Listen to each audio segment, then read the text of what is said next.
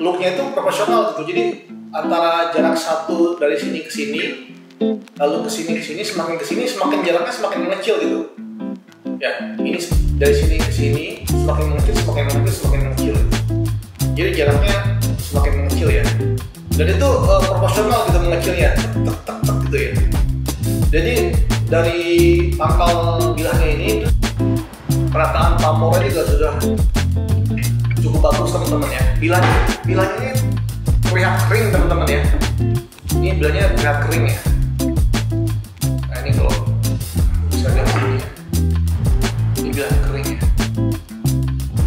Nggak seperti basah ya, tapi seperti agak-agak masir gitu ya. Nah, di dalam buku exit, nah ini kita seperti ini.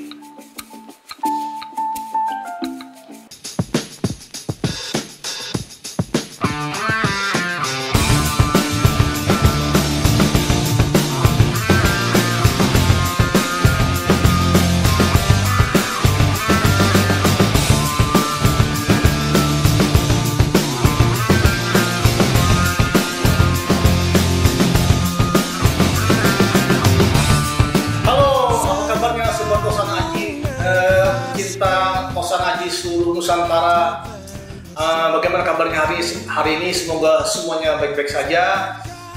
Assalamualaikum warahmatullahi wabarakatuh. Sekarang kita sudah sampai ke episode 9.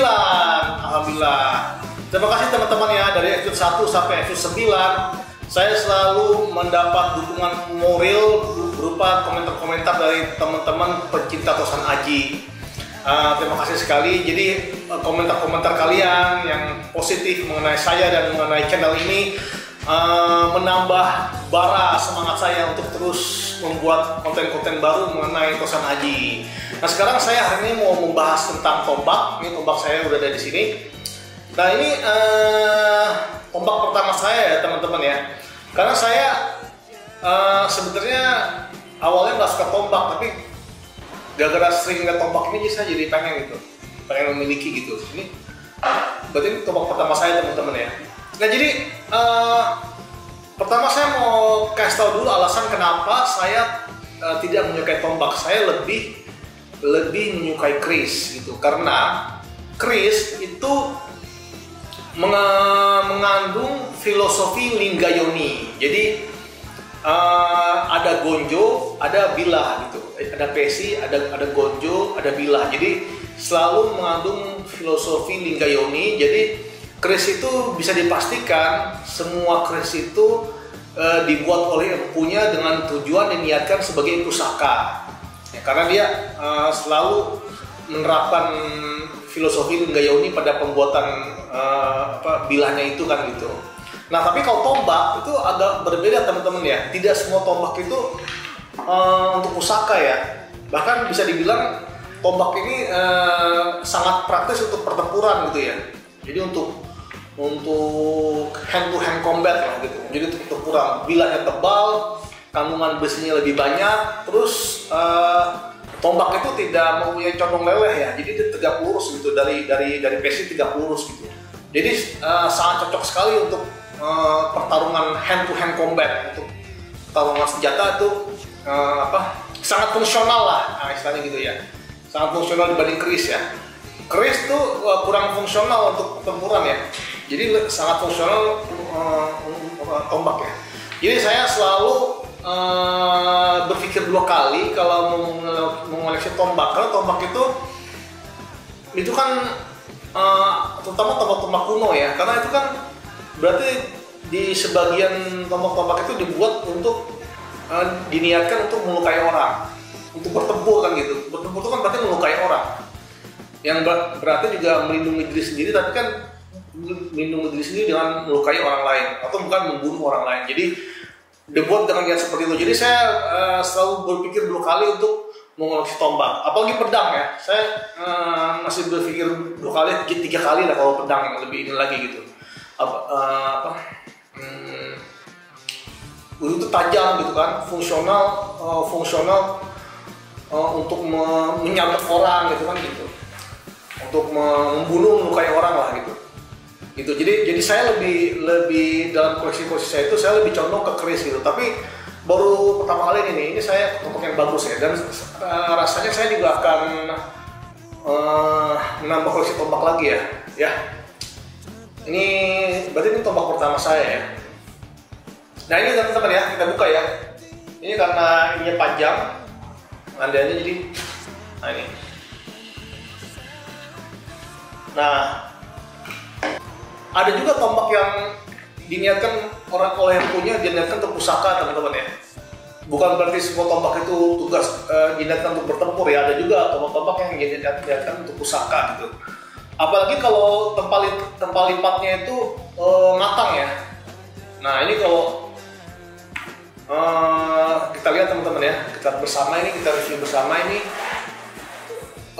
Ini namanya tombak songo-songo teman-teman ya. Tombak sanga-sanga, tombak songo-songo. Dalam bahasa Jawa sanga itu kan berarti 9 ya. Jadi ini tombak dengan look 9 ya. Itu 2, 3, 4, 5, 6, 7, 8, 9 ya. Jadi ini 9 ya. Nah ini kira seperti ini. Ya. Ini agak berat ya. Kandungan bajanya juga berat, jadi saya kalau tangguhnya, jadi mungkin ini saya asumsikan ini Mataram kali ya, karena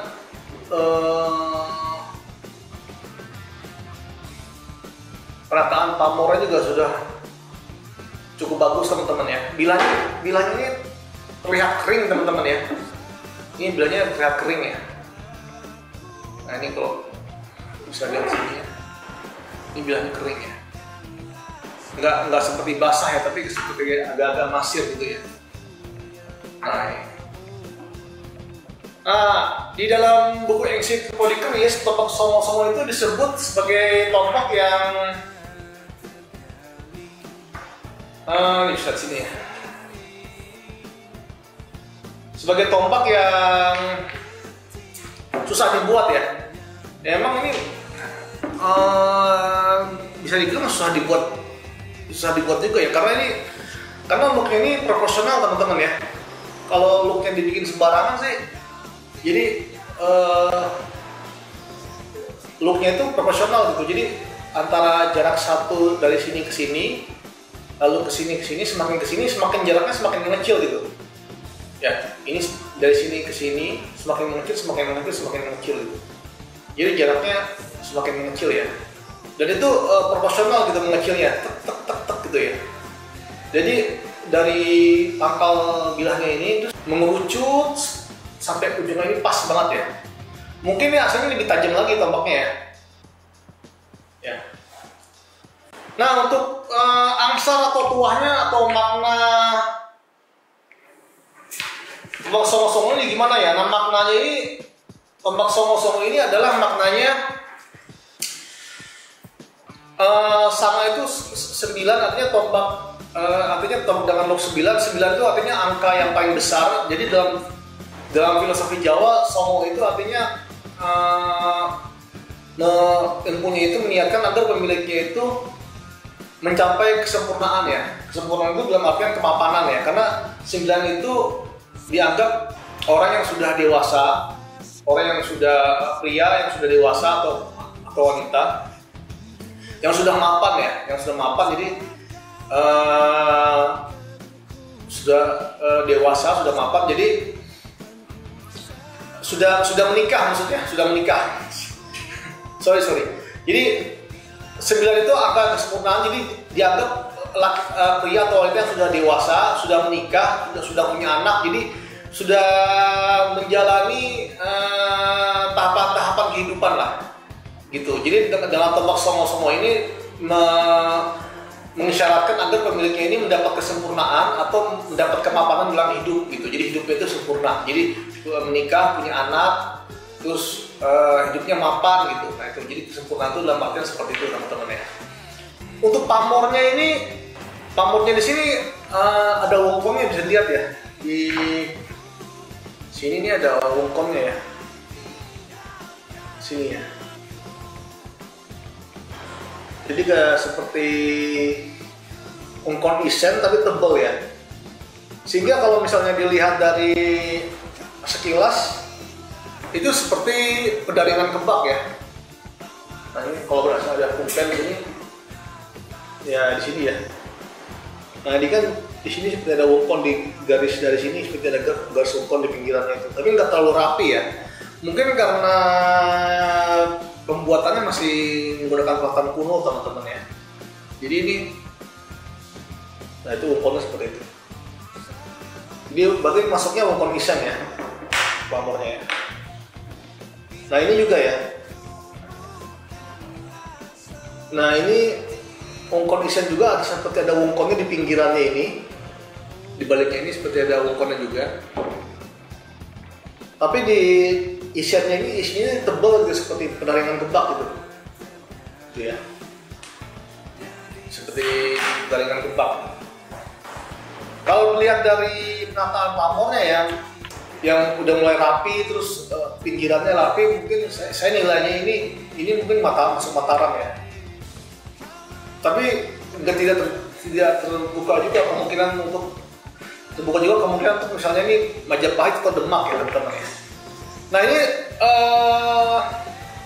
pamornya ini kelihatan ya teman-teman ya. Pamornya ini seperti bergerak turun naik ya, mengikuti looknya ya. Nah itu yang sebenarnya yang pamor yang benar seperti itu teman-teman ya. Pamornya itu harus mengikuti gerakan liukan bilahnya ya.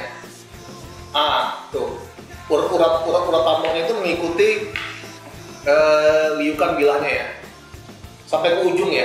Makanya ini dan looknya itu tetep makin mengerucut ya gitu ya. Bagus sekali ya, proporsional gitu. Ya. Kalau misalnya pamornya mengikuti liukan looknya itu berarti memang besinya itu harus digencet gitu. Waktu dalam membara, waktu masih berupa kodokan itu bisa didak gitu, bisa digituin ya.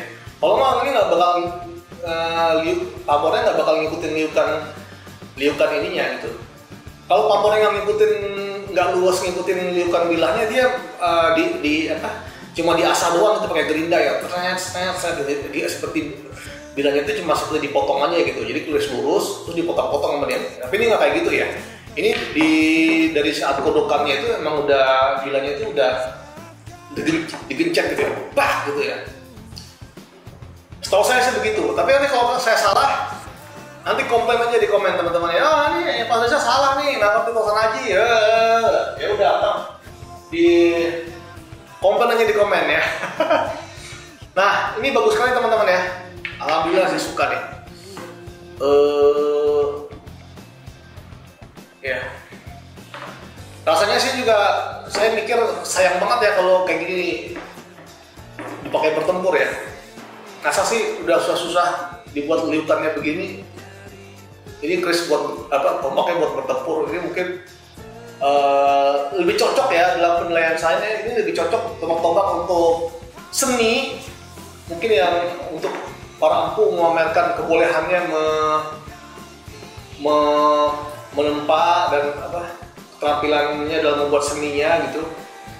Terus yang kedua kemungkinannya untuk pusaka ya, benar-benar dinaikkan untuk pusaka karena mengutamakan keindahannya dibanding fungsionalnya gitu. Kalau untuk fungsionalnya ya bikin aja bilah yang keker tajam gitu kan, yang menurut kita. Tapi ini kan enggak, ini bagus ya. Kalau dibilang ini pembuatannya sulit ya bisa juga ya. Apalagi kalau zaman dulu kan pembuatannya kan mungkin sulit ya. Nah ini bentuknya teman-teman ya. Ini bentuknya ini kelihatan ya kalau misalnya bentuknya itu pembuatannya dipuntir ya teman-teman. Dipelintir gitu, besinya itu dipelintir ya. Ya. Dan besinya ini kelihatan ya, besi kuno lah ya. Moga-moga saya nggak salah ya. Nah, ini besi puntir ini bentuk ini dipuntir ya. Nah, kalau yang bentuk yang palsu itu ada juga yang bentuknya itu dicetak doang ya. Jadi bentuknya itu kayak besi cocoran terus disambung gitu. Tuh, itu yang pernah saya lihat ya. Tapi aja saya salah kan. Kalau saya salah komplain aja. Nah ini, jadi kalau ini bentuknya ini seperti bentuknya ini seperti dipuntir bentuknya ya, tuh. Moga-moga kelihatan ya. Nah, ini bentuknya tuh, kan kelihatan dipuntir tuh. Besinya itu seperti ada garis-garis seratnya itu seperti yang melintir gitu. Gitu. Oke teman-teman. Jadi gitu ya untuk konten kita hari ini di episode 9. Tombak sangar-sangar. Ya. Bukan sangar-sangar, sangar-sangar ya. Jadi bagus sekali ya. Sekali lagi. Ini karena panjang. Nah. Semoga bisa kelihatan.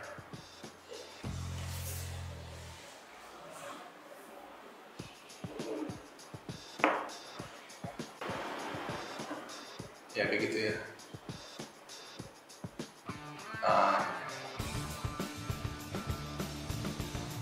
Di ujung ininya apa? Di ujung tombaknya ini pas gitu dia ke depan gitu ya. Kadang-kadang kan suka ada look tuh yang mendongak gitu, looknya itu mendongak gitu. Tapi ini looknya ini tetap pas gitu, searah dengan jalur pesinya gitu, lurus ke sana gitu. Nah, itu yang bagus seperti itu ya, katanya pas banget gitu. Kayaknya kalau ini looknya mendongak gitu, kayaknya nggak dilihat ya, nggak pas deh. Tapi ini nah itu kan ujungnya itu tetap masih berada di tengah kan, dia tetap masuk seperti itu. Oh iya.